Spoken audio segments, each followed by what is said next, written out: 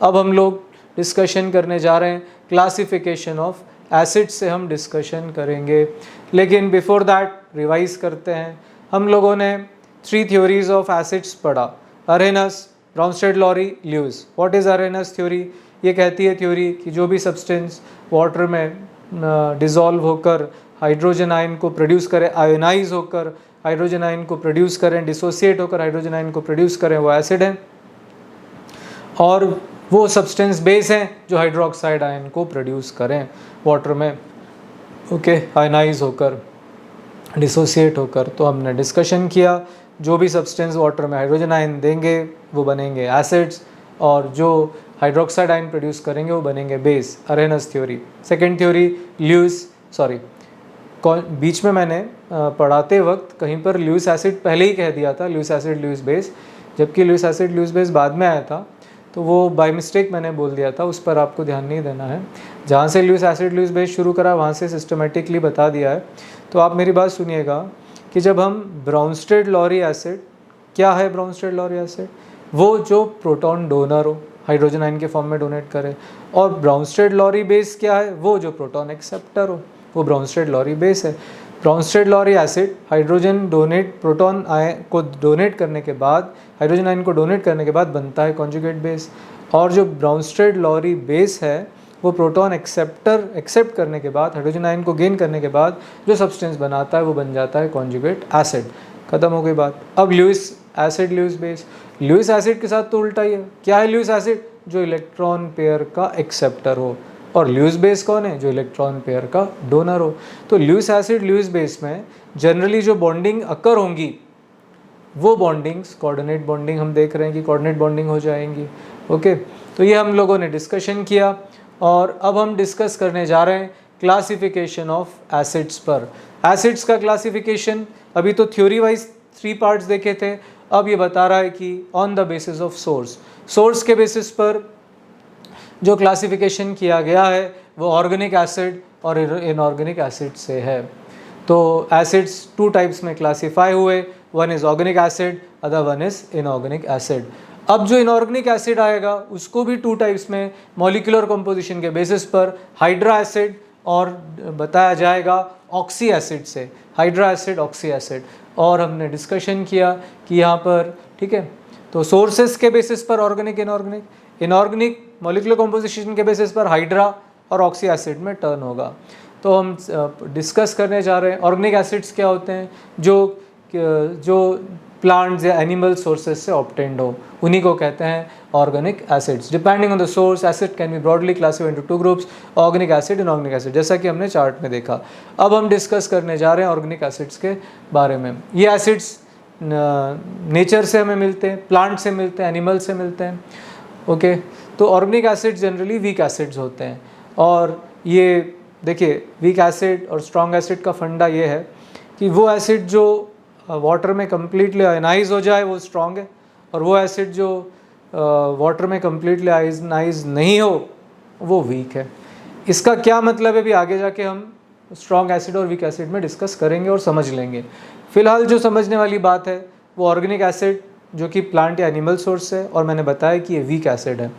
अब ये inorganic acid की तरह स्ट्रॉन्ग नहीं है, जैसे HCl, hydrochloric acid, sulphuric acid, ये तो बहुत ही ज़्यादा कॉन्सेंट्रेटेड, बहुत ही ज़्यादा स्ट्रॉन्ग एसिड हैं, ओके। लेकिन जो ऑर्गेनिक एसिड हैं वो तो एडिबल है, बहुत सारे हम खा सकते हैं उनको, और इस वजह से वो बहुत माइल्ड हैं। देखिए, कुछ नेचुरली अकरिंग ऑर्गेनिक एसिड्स जो हैं, इसमें आप देखेंगे कि ये विनेगर में एसिटिक एसिड होता है, विनेगर में एसिटिक एसिड का सॉल्यूशन वो विनेगर बनाता है। एप्पल में मैलिक एसिड आप देख रहे हैं, एंड के अंदर फॉर्मिक एसिड देख रहे हैं, फॉर्मिका एंड के लिए बोलते हैं, चींटी के लिए बोलते हैं, उससे बनता है फॉर्मिक एसिड। तो जब भी आप एंड बाइट होती है तो हमें वो बहुत ज़्यादा देखा जाए तो हमको स्वेल होने लगता है, बहुत ज़्यादा पेन होना शुरू हो जाता है, क्योंकि वो एसिड वहाँ पोर कर दिया जाता है। इसी तरीके से लेमन में वो सिट्रिक एसिड है, टोमेटो ऑक्जेलिक एसिड होता है, ग्रेप्स में टार्टरिक एसिड है, मिल्क में लैक्टिक एसिड है, ये सब सोर्सेज हैं। लेमन्स में कैसा एसिड है? सिट्रिक एसिड है। देन मिल्क में आप कैसा एसिड देखेंगे? Lactic acid. आप एप्पल में कैसा एसिड देखेंगे, मैलिक एसिड। तो ये सब हमने ऑर्गेनिक एसिड्स डिस्कस करे, और भी डिस्कस कर लेते हैं। हमारे पास चार्ट है। एसिडिक एसिड में क्या रहेगा, देखिए कॉमन नेम एंड सोर्स हो जाएगा इसका विनेगर। विनेगर में जनरली मिलता है। सिट्रिक एसिड सारे साइट्रस फ्रूट्स में मिलेगा। ब्यूटायरिक एसिड ये बता रहा है कि बटर गॉन बैड और रेंसिड। जब बटर रेंसिड हो जाएगा, फर्स्ट चैप्टर में हमने रेंसिडिटी पढ़ी है, तब वो ब्यूटायरिक एसिड बनेगा। लैक्टिक एसिड जब मिल्क जो है वो जब मिल्क हमने पढ़ा कि लैक्टोज मिल्क में लैक्टिक एसिड में कन्वर्ट होने लगता है और वो सार सब्सटेंस बनने लगता है, मतलब कर्डलिंग जब शुरू हो जाएगी मिल्क की, तब ये लैक्टिक एसिड के वजह से होगा, लैक्टिक एसिड फॉर्मेशन होगा। मैलिक एसिड एप्पल्स में अभी पढ़ ही लिया, ओलिव ऑयल में मिलेगा। Tartaric acids apple, fruit, grapes, इन सब में, टैमरिंड वगैरह में मिलेगा। स्टेरिक एसिड फैट्स में है। सुसैनिक एसिड वेजिटेबल्स में है। फॉर्मिक एसिड स्टिंग बीज एंड एंट्स में है। स्टिंग बीज, जब बीज स्टिंग करती है तो बहुत ज़्यादा पूरी बॉडी में स्वेलिंग हो जाती है, बहुत पेन हो रहा होता है जब भी बीज स्टिंग करती है, वो फॉर्मिक एसिड वहाँ पर रिलीज़ कर देती है। ओके, तो नेक्स्ट है यूरिक एसिड। यूरिन में, ऑक्सलिक, टोमेटो में, अमीनो एसिड्स, प्रोटीन्स में होता है। ये सब हमने डिस्कस करे। These are all what, organic acids. ये हमने ऑर्गेनिक एसिड्स का डिस्कशन करा।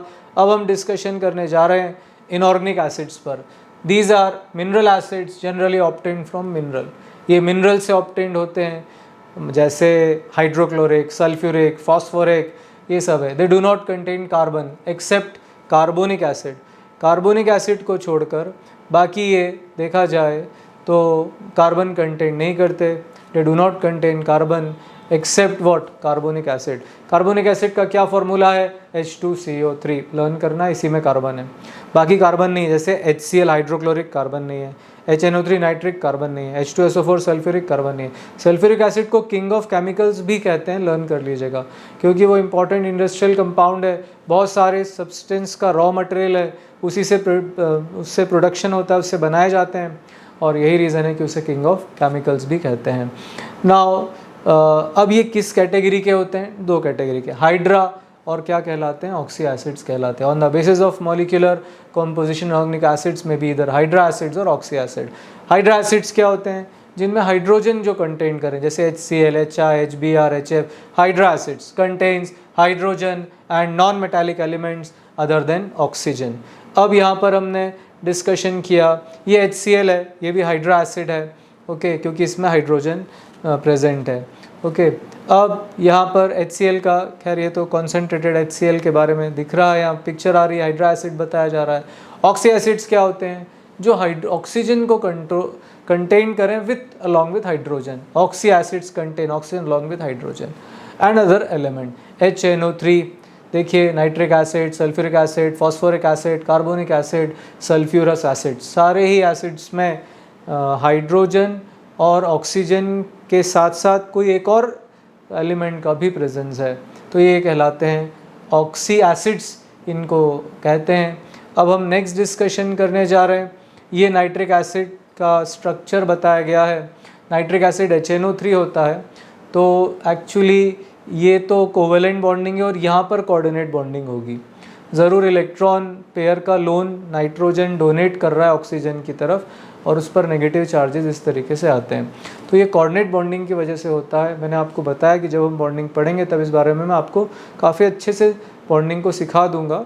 मेटल नॉन मेटल में आयोनिक अच्छे से करेंगे, कार्बन कंपाउंड में कोवेलेंट भी सिखा दूंगा, और कोऑर्डिनेट बॉन्डिंग भी आपको अच्छे से बता दूंगा कि कैसे होती है। अब हम नेक्स्ट डिस्कशन पर हैं, classification based on the strength of the acid. अब हम सीखने जा रहे हैं क्या होते हैं स्ट्रॉन्ग एसिड, क्या होते हैं वीक एसिड। सिर्फ बहुत ही सिंपल फंडा है। स्ट्रॉन्ग एसिड क्या, जो वाटर में कम्प्लीटली आयोनाइज हो जाए। इसका मतलब क्या होता है, जैसे हाइड्रोक्लोरिक एसिड है, आपने उसके 100 मॉलिक्यूल्स लिए और वाटर में डिज़ोल्व कर दिया, तो 100 के 100 डिसोसिएट हो गए, एक भी नहीं छूटा, तो ये स्ट्रॉन्ग एसिड हो गया। लेकिन अगर आपने एसिडिक एसिड लिया जो कि ऑर्गेनिक एसिड है, और जब उसको वाटर में डिज़ोल्व किया, तो वो 100 मॉलिक्यूल डिज़ोल्व किए, हो सकता है 10 मॉलिक्यूल ही डिसोसिएट हो सकता है 90 डिसोसिएट हो ही ना, तो फिर ये पार्शियल आयनाइजेशन हुआ, क्योंकि सारे एसिड्स नहीं कम हाइड्रोजन आयन और नेगेटिव आयन में नहीं डिसोसिएट हुए, तो वो वीक एसिड हो जाएंगे। क्या मैंने कोई टफ बात बोली? बिल्कुल नहीं। क्या सिखाया? स्ट्रॉन्ग एसिड क्या, वो एसिड स्ट्रॉन्ग है जो वाटर में कंप्लीटली आयोनाइज हो। वो एसिड वीक है जो वाटर में पार्शियली आयोनाइज हो, पार्शियली डिसोसिएट हो, तो वो हो जाएगा वीक एसिड। और जो कंप्लीटली आयोनाइज हो जाएगा वो हो जाएगा स्ट्रॉन्ग एसिड। सिंपल सी बात है, जो बात बता रहा हूँ दिमाग में बिठाते जाइए। ऐसा सीखिए कि एक बार में आपकी चीज़ें अच्छे से सॉलिड हो जाएं, जो बोला जाए वो दिमाग में घुसता जाए। तो ये हमने डिस्कशन किया classification based on the strength of the acid. Acid ionise in aqueous solution. The strength of an acid depends on the degree of ionisation and the concentration of hydronium ion produced by that acids in aqueous solution. ये कहता है degree of ionisation पर और concentration of hydronium ion पर depend करेगा। Degree of ionisation तो सिखा दिया कि वो कंप्लीट आयनाइज हो रहे हैं, डिसोसिएट हो रहे हैं, तो हम कहेंगे स्ट्रॉन्ग एसिड है। लेकिन पार्शियल आयनाइज हो रहे हैं तो कहेंगे वीक एसिड है। कैसे स्ट्रॉन्ग, कैसे पार्शियल, कैसे कंप्लीट, वो सिखा दिया आपको, मॉलिक्यूल के टर्म्स में आपको बताया। लेकिन यहाँ एक और वर्ड आया, कॉन्सेंट्रेशन ऑफ हाइड्रोनियम आयन। आप ये सोचिए ना कि अगर 100 मॉलिक्यूल ऑफ HCl डिसोसिएट हुए तो हाइड्रोजन आयन ज़्यादा ही तो प्रोड्यूस होंगे ना, तो हाइड्रोनियम आयन की कॉन्सेंट्रेशन इंक्रीज हो जाएगी। तो जिसमें हाइड्रोनियम आयन की कॉन्सेंट्रेशन मोर होती है वो भी स्ट्रॉन्ग एसिड है, और जिसमें हाइड्रोजन आयन की कॉन्सेंट्रेशन लेस होती है वो वीक एसिड्स कंसीडर किए जाएंगे। तो इस तरीके से हम लोगों ने डिस्कस किया।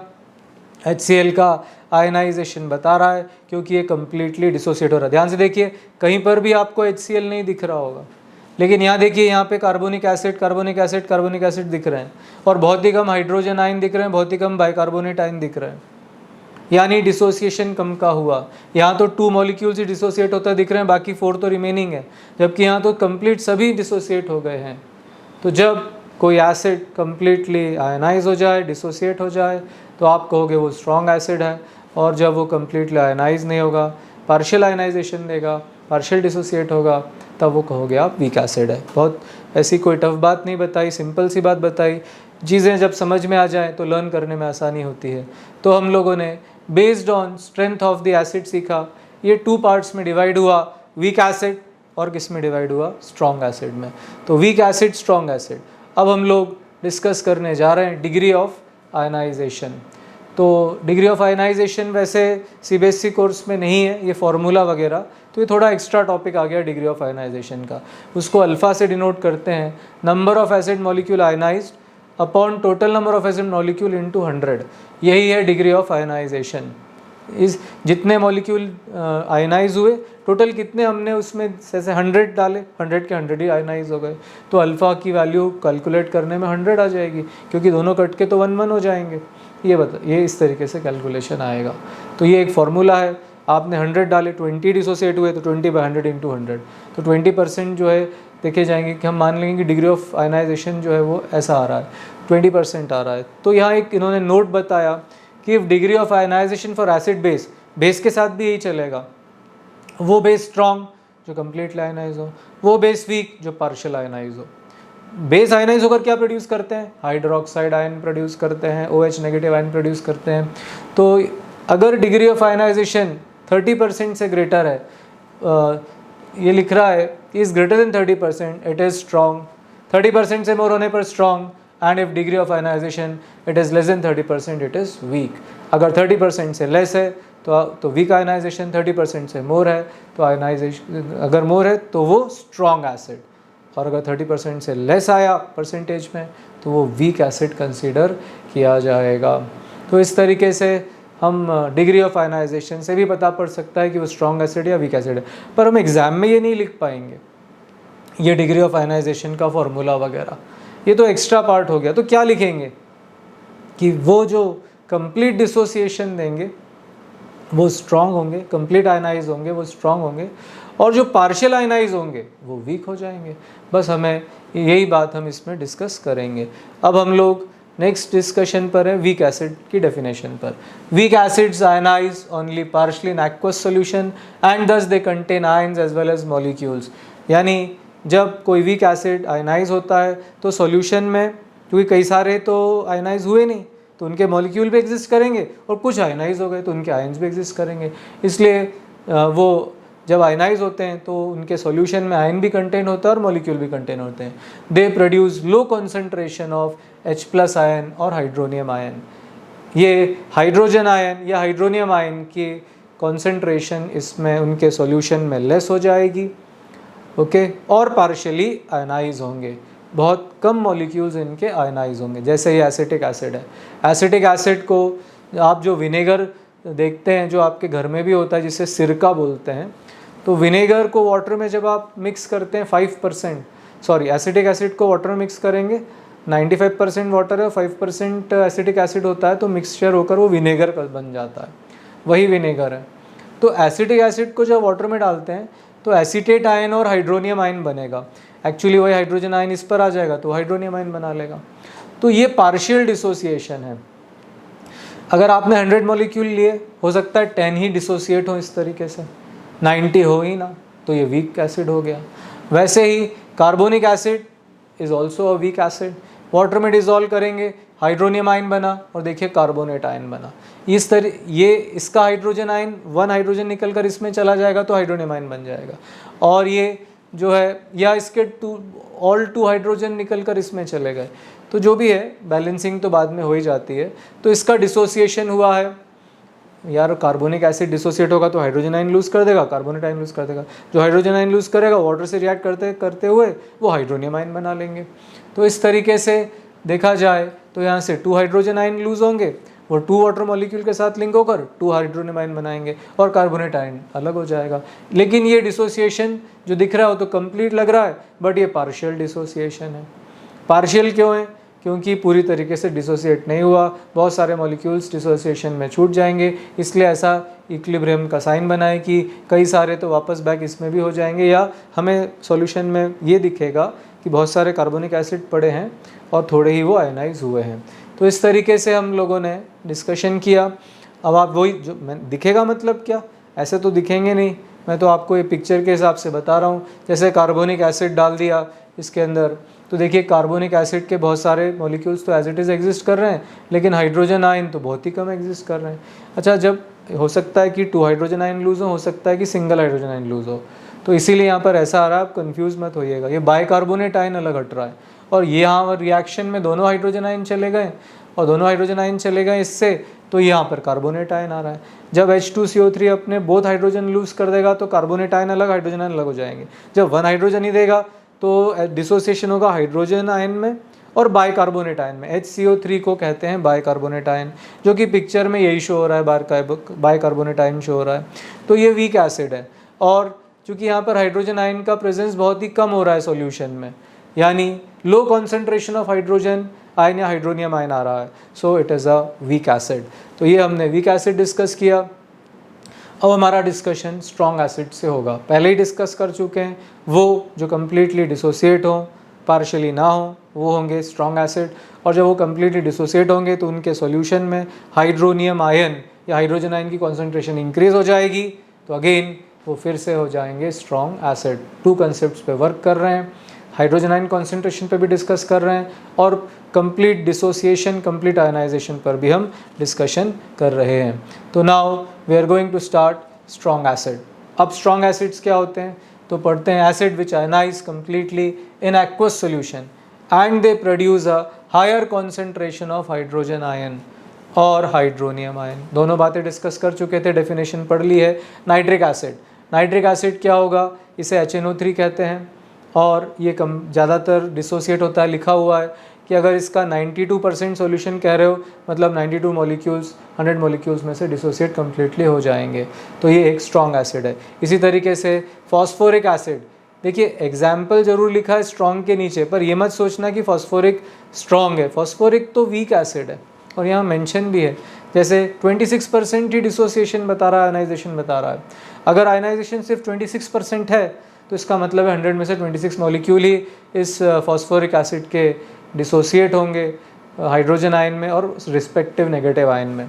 इस तरीके से ये एक वीक एसिड हुआ। तो हमने डिस्कशन किया स्ट्रॉन्ग एसिड और डिस्कशन किया हमने वीक एसिड का। अभी तक हम लोगों ने strong acid, weak acid, organic acid, inorganic acid, inorganic में भी हाइड्रा एसिड्स और ऑक्सी एसिड्स, ये हम लोग डिस्कस करते जा रहे हैं। स्ट्रॉन्ग वीक भी डिस्कस हो गया। अब हमारा डिस्कशन कॉन्सेंट्रेशन पर क्लासिफिकेशन बेस्ड है। तो कॉन्सेंट्रेशन में 2 काइंड्स के एसिड होते हैं। क्या पढ़ा कॉन्सेंट्रेशन में? Concentrated acid and the next one is dilute acid. तो कॉन्सेंट्रेटेड और डाइल्यूट एसिड अब हम दोनों का डिस्कशन कर रहे हैं। Now what is concentrated acid?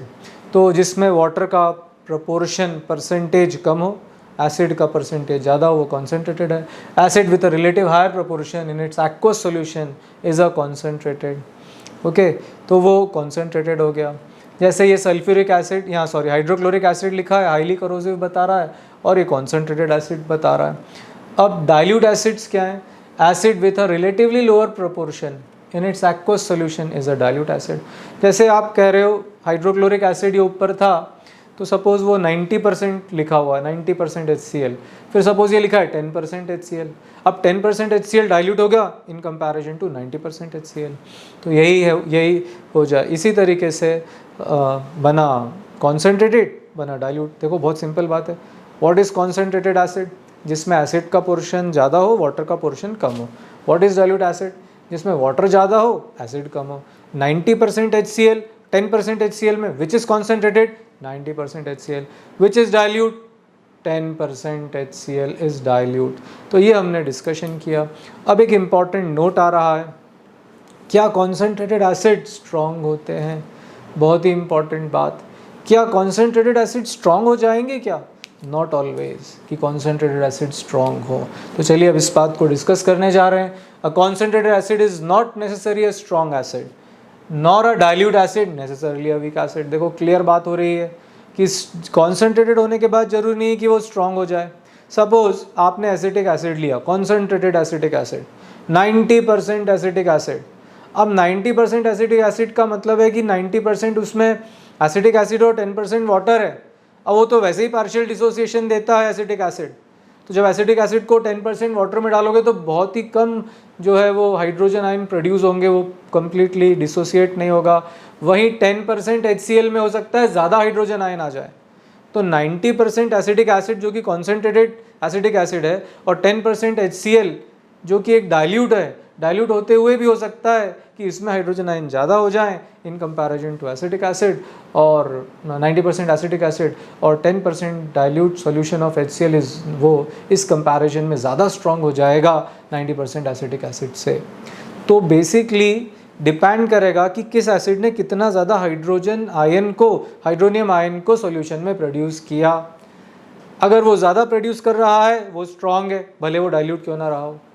अगर वो कम हाइड्रोजन आयन को, लेस हाइड्रोजन आयन को प्रोड्यूस कर रहा है तो वो वीक होगा, भले ही वो कॉन्सेंट्रेटेड एसिड क्यों ना रहा हो। दोनों टर्म एंटायरली डिफरेंट है। दिमाग अच्छे से खोलिए, इस बात को क्लैरिफाई रखिए, दिमाग में बैठा लीजिए। नॉट ऑलवेज कि कॉन्सेंट्रेटेड स्ट्रॉन्ग हो, नॉट ऑलवेज कि डाइल्यूट हमेशा वीक हो। इसके बारे में फंडा सिखाया। कॉन्सेंट्रेटेड होते हुए भी अगर वो लेस हाइड्रोजन आयन को प्रोड्यूस कर रहा है वाटर में तो वो स्ट्रॉन्ग एसिड नहीं है। डाइल्यूट एसिड होते हुए भी अगर वो ज़्यादा हाइड्रोजन आयन प्रोड्यूस कर रहा है वाटर में, हाइड्रोनियम आयन उसमें मोर आ रहे हैं, मतलब वो स्ट्रॉन्ग है।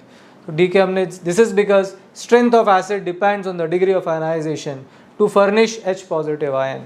कहता है कि strength of acid degree of ionisation पर है और जिससे वो हाइड्रोजन आयन को फर्निश कर सके, मतलब प्रोड्यूस कर सके। While the concentration of an acid depends on the quantity of that acid present in the water. और जबकि कॉन्सेंट्रेशन किस पे डिपेंड कर रहा है? क्लियर लिखा है कि कॉन्सेंट्रेशन डिपेंड करेगा on the quantity of that acid present in water. वो तो एसिड की क्वांटिटी पे डिपेंड करेगा जो वाटर में प्रेजेंट होगा।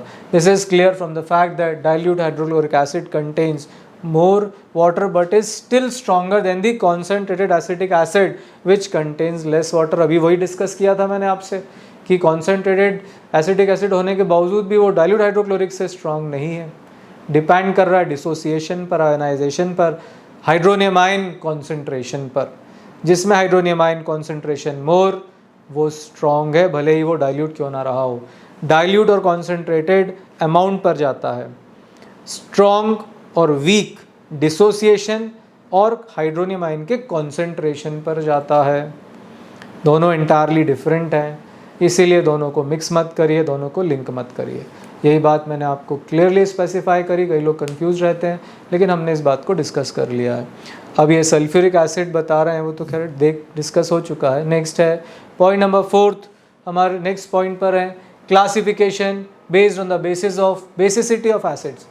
एसिड्स की बेसिसिटी होती है, नई टर्म आ गई, सुन के थोड़ा अजीब लग रहा होगा कि एसिड्स की बेसिसिटी होती है। Yes, acids have basicity. What is basicity of acid? जो एसिड जितना हाइड्रोजन आयन को जितने हाइड्रोजन आयन उसमें रिप्लेसेबल हो, वही उसकी बेसिसिटी होती है। ये क्या बोला मैंने, इसको अभी अपन समझते हैं, डिस्कस करते हैं। तो classification on the basicity of acids क्या क्या बताया? Monobasic, dibasic, tribasic. तो इन्होंने बेसिसिटी ऑफ एसिड्स बताई, 3 काइंड्स ऑफ एसिड्स हैं, मोनोबेसिक, डाईबेसिक, ट्राईबेसिक।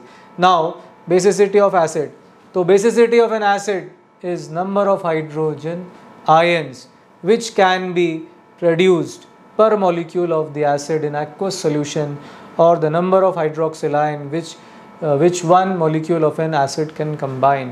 क्या कहना चाह रहा है कि पर मॉलिक्यूल जितने हाइड्रोजन आयन प्रोड्यूस कर पाएगा।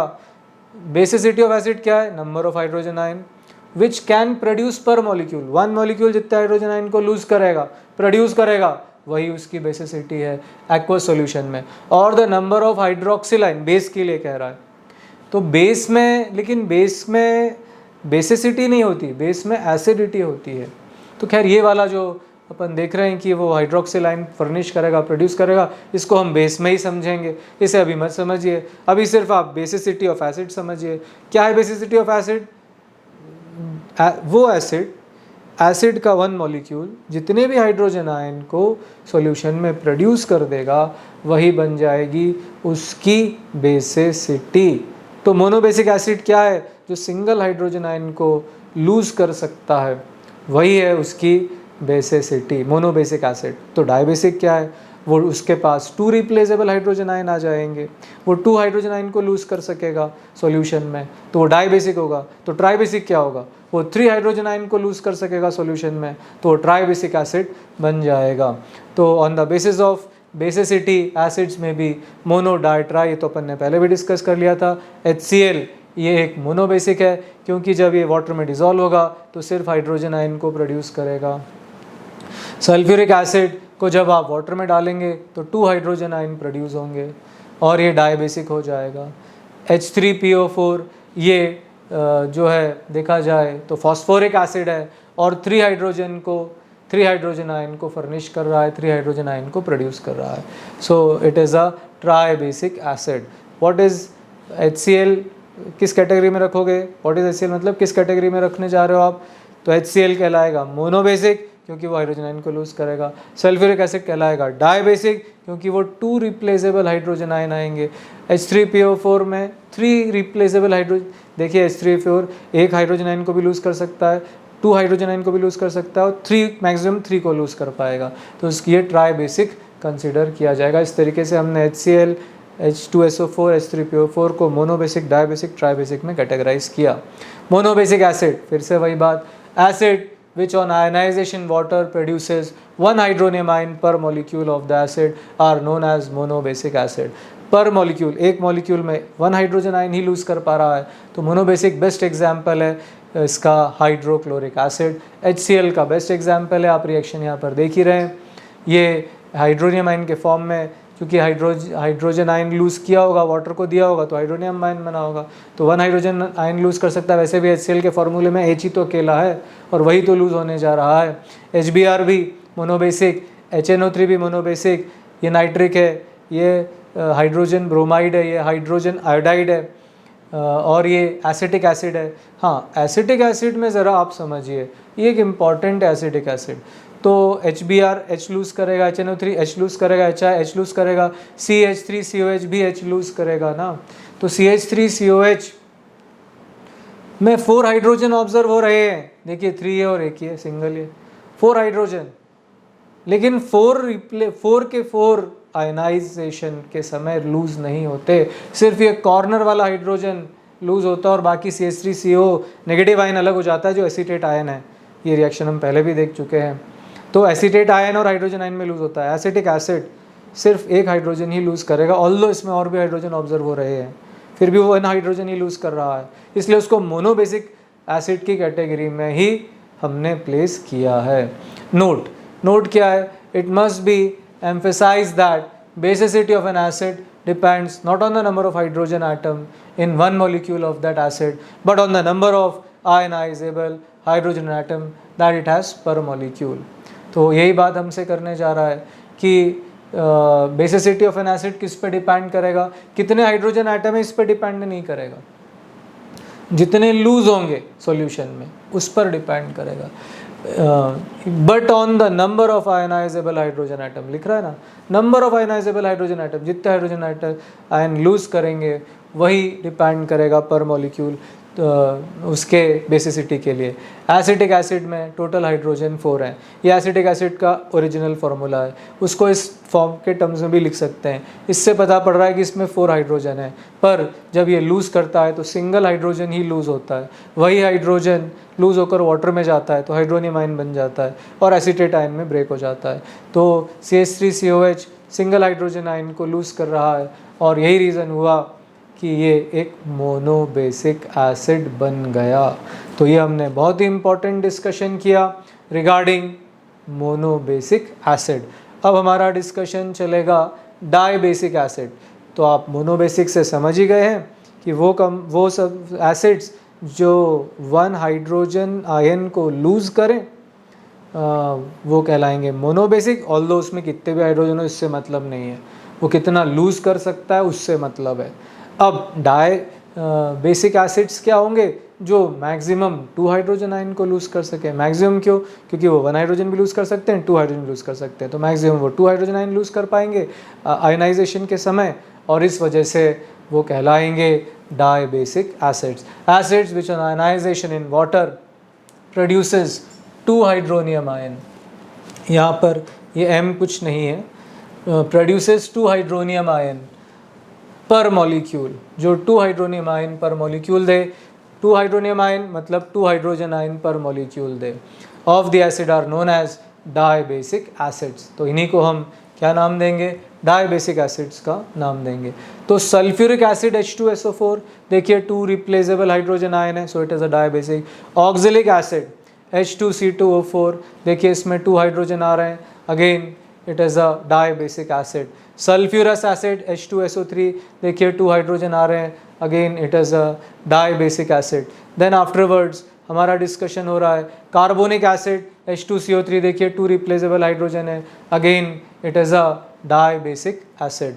तो ये हमने डिस्कशन किया डाईबेसिक एसिड्स का। ये देखिए ये बहुत सारे स्टेप्स वगैरह आ रहे हैं, तो बस मोनोबेसिक, डाईबेसिक, ट्राइबेसिक को समझना है, कितने रिप्लेसेबल हैं वो उसके हिसाब से उनको कैटेगराइज कर लेना है।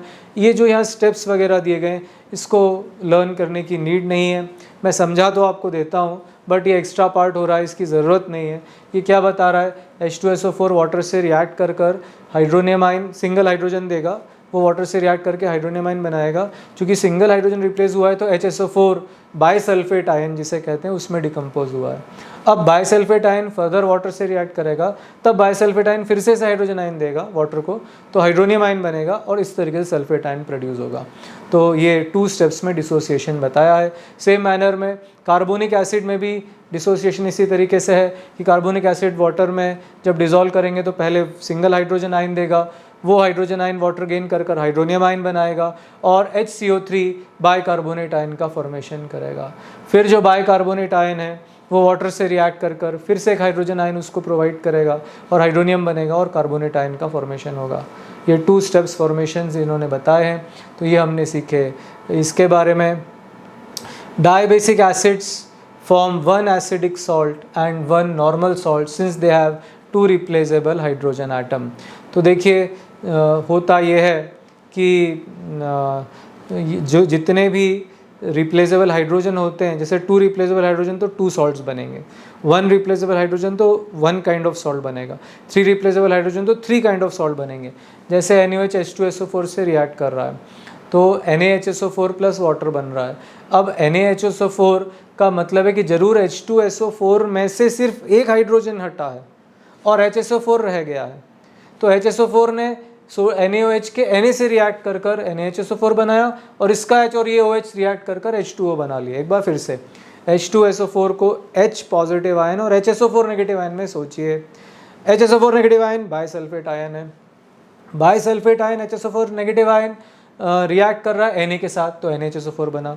Na के साथ जो हाइड्रोक्साइड आयन था और इसमें से जो H पॉजिटिव आयन निकला उन्होंने मिलकर वाटर बना लिया।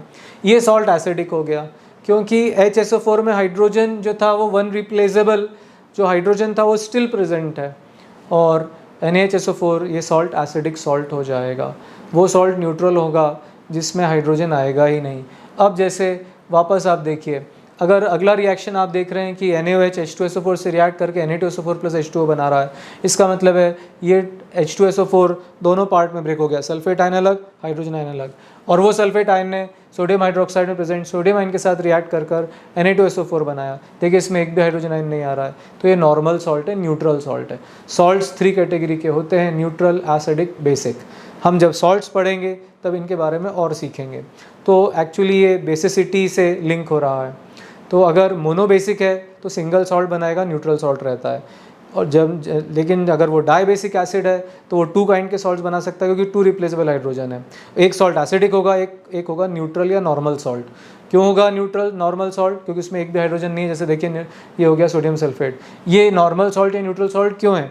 क्योंकि अब ये हाइड्रोजन आयन को प्रोड्यूस नहीं कर पाएगा फर्दर फर्निश होकर, तो इसीलिए इसको बताया गया है कि ये नॉर्मल सॉल्ट इस तरीके से इन्होंने डिस्कशन किया है। फिर आप देख रहे हैं कि ये कार्बोनिक एसिड है, ये सल्फ्यूरस एसिड है, ये सल्फ्यूरिक एसिड है, ये सारे के सारे जो हैं ये भी 2 काइंड्स ऑफ सॉल्ट्स बनाएंगे और ये सब डाइबेसिक एसिड्स होंगे। इसमें अगर वो सिंगल हाइड्रोजन लूज़ करता है तो H पॉजिटिव HCO3 नेगेटिव, यानी हाइड्रोजन आयन बाइकार्बोनेट आयन में ब्रेक होगा। अगर दो हाइड्रोजन भी लूज़ कर देगा पूरे तो हाइड्रोजन आयन और कार्बोनेट आयन में ब्रेक होगा। और ये क्या करेगा? H2SO3, इसका नाम है सल्फ्यूरस एसिड। ये अगर एक हाइड्रोजन आयन लूज़ करता है तो हाइड्रोजन आयन और HSO3 आयन, जिसे बाइसल्फाइट आयन के नाम से जाना जाता है। और लेकिन अगर दोनों हाइड्रोजन लूज़ करेगा तो sulphite ion SO3 negative double negative और H2 आयन हाइड्रोजन आयन में जाएगा। अगर H2SO4 ने 1 हाइड्रोजन लूज़ किया तो नेक्स्ट आयन HSO4 होगा जो कि बाइसल्फेट आयन होगा। और अगर दोनों हाइड्रोजन लूज़ हो गए तो सल्फेट आयन बनेगा और हाइड्रोजन आयन बनेंगे। जब सारे हाइड्रोजन जाएंगे तो वो नॉर्मल सॉल्ट्स बनेंगे, लेकिन अगर एक भी हाइड्रोजन उस सॉल्ट में वापस आया तो वो एसिडिक सॉल्ट होगा, क्योंकि जब उस सॉल्ट को डिसॉल्व करोगे तो वो हाइड्रोजन आयन को प्रोड्यूस कर सकता है, इसलिए वो एसिडिक बन जाएगा। तो हम धीरे धीरे एसिडिक सॉल्ट, बेसिक सॉल्ट के कंसेप्ट्स को भी समझ रहे हैं, साथ ही साथ में एसिड्स की बेसिसिटी को लेकर, इसीलिए सिखाया गया क्योंकि सॉल्ट्स भी हमारे कोर्स में है। अब हम लोग इस समय ट्राई बेसिक एसिड पर आ गए हैं। ट्राई बेसिक एसिड्स क्या होंगे? जिनके पास 3 रिप्लेसेबल हाइड्रोजन आयन आएंगे वही कहलाएंगे ट्राई बेसिक एसिड। जैसे H3PO4, ये 3 रिप्लेसेबल हाइड्रोजन हो जाएंगे पर मॉलिक्यूल। ये 3 हाइड्रोजन आयन को लूज़ कर सकेंगे। Acid which on ionisation in water produce 3 hydronium ion per molecule of the acid. हर मॉलिक्यूल पर 3 हाइड्रोनियम आयन को लूज़ करेंगे, are known as tribasic acid. तो फॉस्फोरिक एसिड H3PO4 ये एक tribasic acid है, ionise in 3 steps. 3 steps में ionisation है। First of all 1 hydrogen release हुआ, वाटर से लिंक हुआ, H3O पॉजिटिव हाइड्रोनियम आयन बना और H2PO4 नेगेटिव ये सिंगल आयन बना। अब ये एक सॉल्ट बना लेगा, वो सॉल्ट एसिडिक होगा।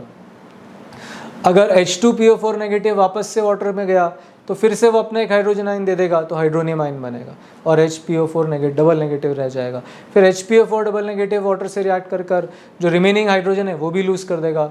इस तरीके से फॉस्फेट आयन अब क्लियर होकर आएगा। तो इस तरीके से चूँकि ट्राई बेसिक एसिड है तो 3 स्टेप्स में आयनाइजेशन हुआ तो 3 सॉल्ट्स बनने के चांसेस हैं। वैसे सॉल्ट कब बनते हैं? जब एसिड बेस से रिएक्ट करे तो सॉल्ट प्लस वाटर बनता है। हमेशा सॉल्ट कब बनेंगे? जब एसिड बेस से रिएक्ट करेंगे। तो एसिड हुआ फॉस्फोरिक, बेस हुआ NaOH। प्रीवियस भी हम जब पढ़ रहे थे डाई बेसिक एसिड में, यहाँ भी यही था, एसिड बेस से रिएक्ट कर रहा है, सॉल्ट वाटर बना रहा है, बट ये सॉल्ट एसिडिक सॉल्ट हो गया है, नॉर्मल सॉल्ट नहीं रहा है। यहाँ भी ऐसा ही चल रहा है। तो ट्राई बेसिक एसिड भी 3 काइंड्स के सॉल्ट बना पाएंगे। तो H3PO4 अब NaOH बेस से रिएक्ट कर रहा है, एसिड बेस से रिएक्ट कर रहा है, न्यूट्रलाइजेशन शुरू हो रहा है। तो क्या हुआ? पहले 1 हाइड्रोजन लूज़ हुआ तो H2PO4 नेगेटिव आयन बना, उसने सोडियम के साथ रिएक्ट कर कर NaH2PO4 कंपाउंड का फॉर्मेशन करा। क्या इसे हम एसिडिक सॉल्ट कह सकेंगे क्योंकि इसमें हाइड्रोजन आ रहा है, तो हम कह पाएंगे हाँ ये तो अभी एसिडिक सॉल्ट हुआ और वाटर का फॉर्मेशन हो गया। सॉल्ट तो बना, कंप्लीट न्यूट्रलाइजेशन नहीं हुआ क्योंकि हाइड्रोजन वापस इसमें प्रेजेंट है। अब वापस अगले वाले में देखिए, हो सकता है कि यहाँ पर 2 हाइड्रोजन लूज़ हो गए और इस तरीके से जो HPO4 नेगेटिव और सोडियम ने मिलकर ये रिएक्शन तैयार कर लिया Na2HPO4 और इस तरीके से वाटर का फॉर्मेशन हुआ। ये सारे रिएक्शन तैयार नहीं करने, बस समझना है आपको। फिर कह रहा हूँ मैं, इतना डिटेलिंग में स्टेप वाइज नहीं जाना है, बस समझिए। समझ जाएंगे तो आपको एसिडिक सॉल्ट, बेसिक सॉल्ट के फंडे अच्छे से समझ में आएंगे। इन्हें समझना है, फिर कह रहा हूँ लर्न करने की ज़रूरत नहीं है, एग्ज़ाम्स के लिए नहीं आएंगे, कोर्स के लिए नहीं आएंगे, बट आपको कैसे वो बेसिक बन रहा है, थीम क्या हो रही है, उसके लिए समझाया जा रहा है। फिर यहाँ पर आप देख रहे हैं कि NaOH H3PO4 से रिएक्ट कर रहा है और आप देख रहे हैं यहाँ तो सारा हाइड्रोजन चला गया है और Na3PO4 बन रहा है, ट्राई सोडियम फॉस्फेट इसे कह रहे हैं और वाटर का फॉर्मेशन हो रहा है। ये नॉर्मल सॉल्ट है, ये दोनों एसिडिक हैं क्योंकि इनमें हाइड्रोजन आयन स्टिल प्रेजेंट है। एसिडिक सॉल्ट वो होंगे जो फर्दर डिसोसिएट होकर हाइड्रोजन को प्रोड्यूस कर देंगे, तो वो एसिडिक सॉल्ट होंगे। एसिडिक सॉल्ट बनते समय सॉल्ट तभी बनेगा जब एसिड और बेस रिएक्ट करेंगे, तभी सॉल्ट्स का फॉर्मेशन होगा। ओके, तो हमने मोनोबेसिक, डाईबेसिक, ट्राईबेसिक एसिड्स के बारे में डिस्कशन किया।